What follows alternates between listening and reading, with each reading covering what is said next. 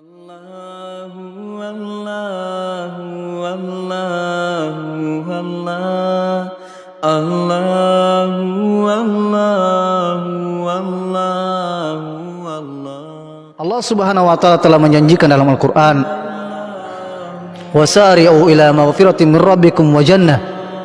Bersegeralah kepada ampunan Allah Subhanahu wa taala dan surganya yang seluas langit dan bumi, yang diperuntukkan untuk orang yang bertakwa, yaitu orang-orang yang mengimpakkan hartanya baik ke dalam keadaan lapang maupun ke dalam sempit. Kemudian al-kadhiminal ghaidha, menahan amarahnya, wal 'afina 'anil nas, dan memaafkan orang yang telah menzaliminya.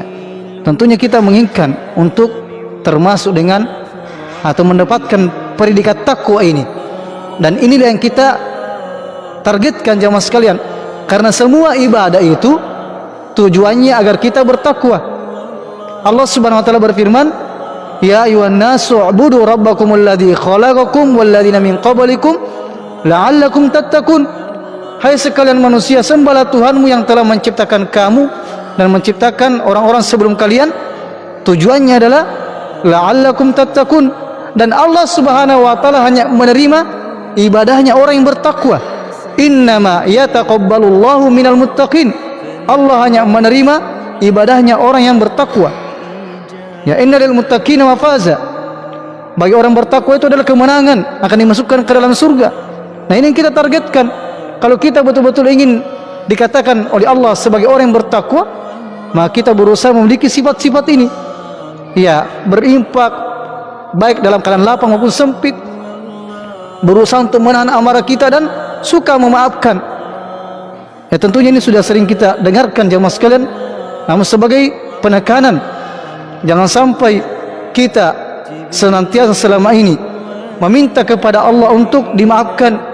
Ya Allahumma innaka afuwun tuhibbul afwa fa'fu anni. Ya Allah, Engkau lah maaf, ya, mencintai pemaafan, maka maafkanlah kami ya Allah, maafkanlah aku. Nah, kita memohon maaf kepada Allah Subhanahu wa taala, padahal hampir tiap hari kita berdosa minta maaf lagi, istighfar lagi.